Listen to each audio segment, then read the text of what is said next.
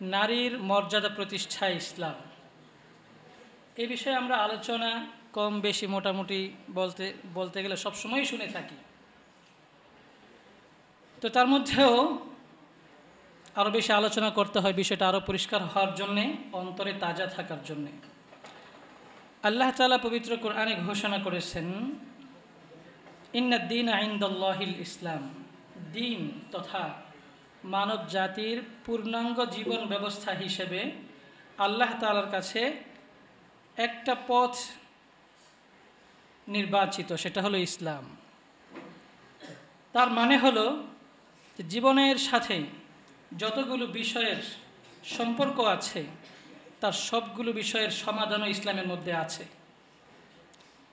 যুগ আধুনিক হবে, মানুষের পরিমাণ বেড়ে যাবে, সমাজ মানুষে ছেয়ে যাবে, মানুষের অর্থের প্রয়োজন আগের তুলনায় অনেক বেশি হবে, বাজার খরচ, পরিবারের যাবতীয় খরচ অনেক বেড়ে যাবে। এমনকি হতে পারে যে একজন পুরুষের উপার্জিত অর্থ দিয়ে পরিবার চালানোটা কঠিন হয়ে যাবে। এমন আরও অনেক অনেক পরিস্থিতির সম্মুখীন হওয়া লাগতে পারে। তো এই সমস্ত পরিস্থিতিতে যেই ধরনের নতুন সমস্যা সৃষ্টি হতে পারে, ইসলাম যেহেতু একমাত্র জীবন ব্যবস্থা, তাহলে নিশ্চয়ই সে সকল সমস্যার সমাধান ইসলামের মধ্যে আছে। একসময় মানুষ যারা মুসলিম হিসাবে নিজেদেরকে মনে করত, তারা এই চিন্তাটা শুধু তত্ত্বগত দিক থেকে না, বরং বিশ্বাস এবং জীবনের বাস্তবতার দিক থেকেও সেটাকে লালন করত। সময়ের ব্যবধানে পরিস্থিতি, শিক্ষা, সমাজ, রাষ্ট্রের নীতি, কালচারাল দিক থেকে মানুষ এখন ইসলাম থেকে অনেকটাই দূরে সরে গেছে। বিশেষ করে পশ্চিমাদের যে স্লোগান নারী উন্নয়ন, নারীর অগ্রযাত্রা, নারী পিছিয়ে থাকলে আগাবে না পৃথিবী ইত্যাদি স্লোগানে মানুষের মাথা এবং চিন্তাকে ভরপুর করে দিয়ে মানুষ ইসলাম থেকে নারীর ব্যাপারে যেই নির্দেশনা সেটাকে অলরেডি ভুলতে বসেছে। তবে আলহামদুলিল্লাহ, ওলামায়ে কেরামের চেষ্টা, মেহনত, ধারাবাহিক আলোচনা ইত্যাদির মাধ্যমে সেই দিকগুলো আবারও পরিষ্কার হচ্ছে। মানুষ এটা বুঝতে শুরু করেছে, নারীর আসল নিরাপত্তা ইসলামী। নারীর মর্যাদা যদি শাব্দিক অর্থেও দেখতে যাই, তাহলে সেটা নিহিত আছে ইসলামী। বদর যুদ্ধ শেষ বেশি দিন হয়নি। হুজুর সাল্লাল্লাহু আলাইহি ওয়াসাল্লাম মদিনায় এবং তার আশেপাশে যে সকল ইহুদি গোত্র বসবাস করে তাদেরকে নিয়ে বসলেন।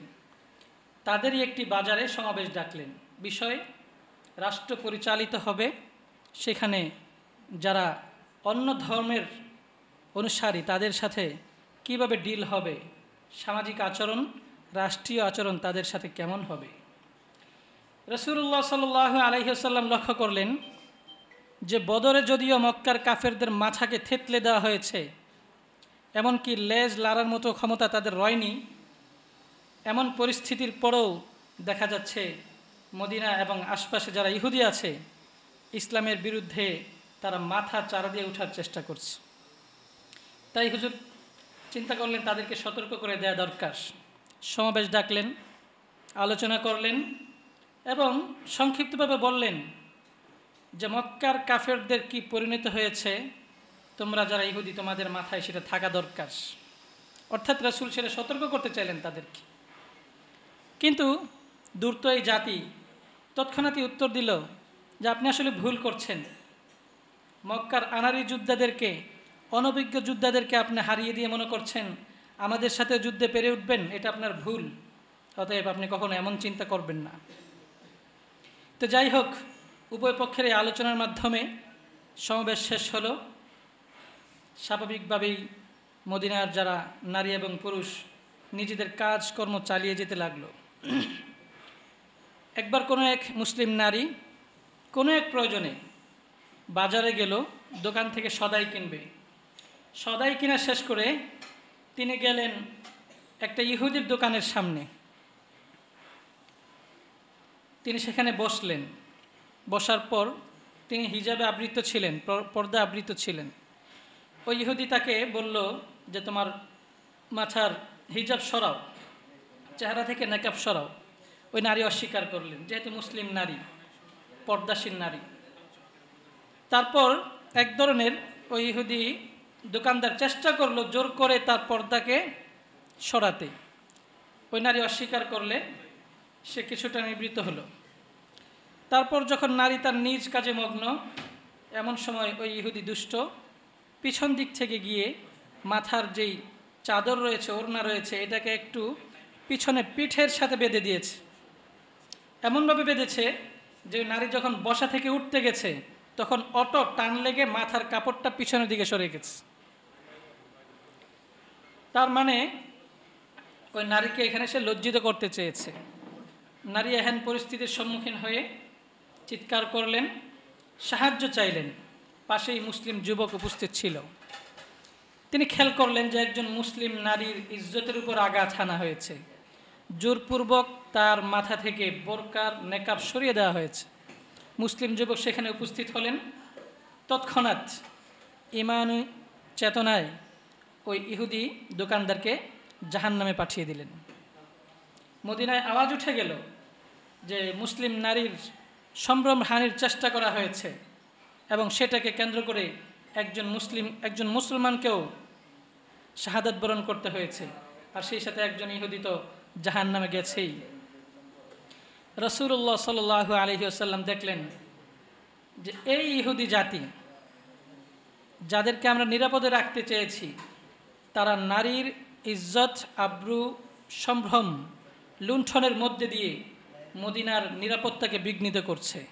অতএব তাদেরকে আর কিছুতেই মদিনায় থাকতে দেওয়ার সুযোগ দেওয়া যায় না। বেশি দিন সময় পার হতে পারেনি, উহুদ যুদ্ধ পর্যন্ত যাইতে হয়নি।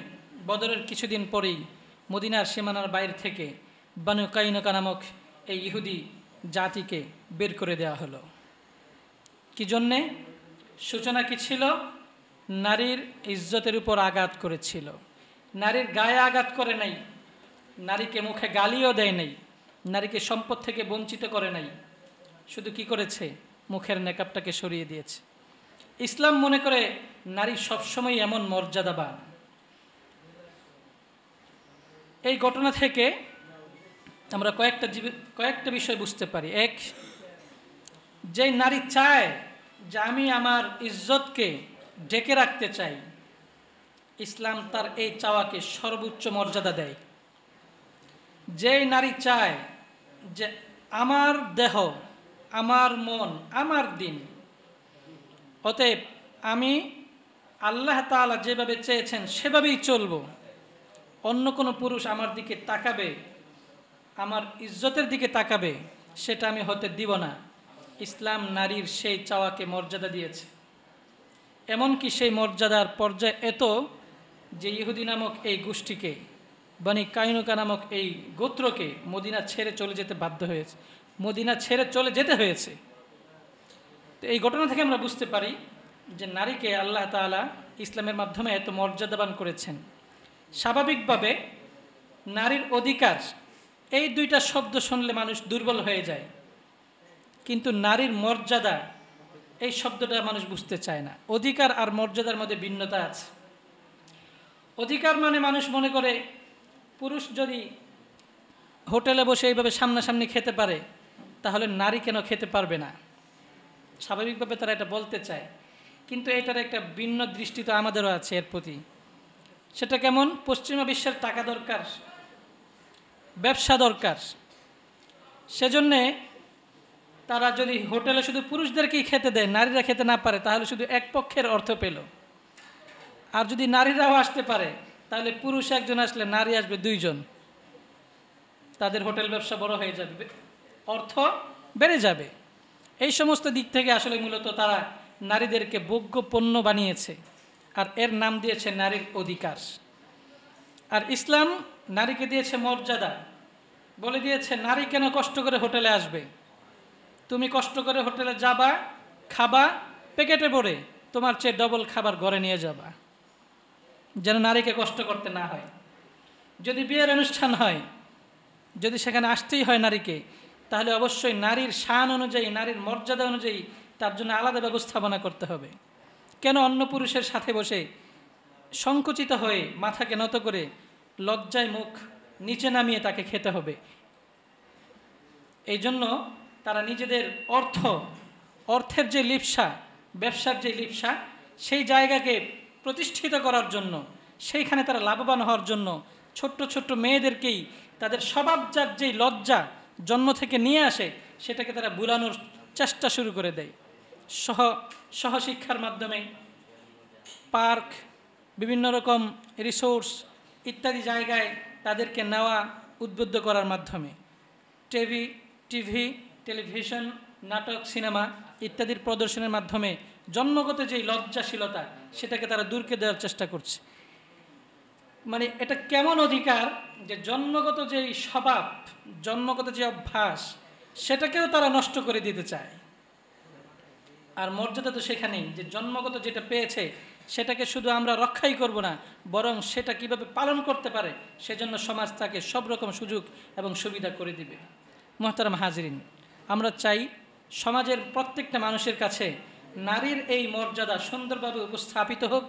ইসলাম তাকে যেইভাবে সুন্দর জীবন দান করেছে, মর্যাদার জীবন দান করেছে, প্রত্যেকটা নারীর কানে সিরাতের আলোকে সেই জীবনের বার্তা এবং সৌন্দর্য পৌঁছে যাক। রহমতুল্লাহ আলামিন ফাউন্ডেশনকে অনেক শুকরিয়া, সিরাত ভিত্তিক এই ধরনের বিশেষ আয়োজন করার জন্য। আমরা দোয়া করি এবং আশা করি সামনে এই ধরনের আরও কার্যকরী এবং প্রভাবক কনফারেন্স, সেমিনার আয়োজিত হবে ইনশাআল্লাহ তাআলা। আসসালামু আলাইকুম ওয়া রাহমাতুল্লাহি ওয়া বারাকাতুহু।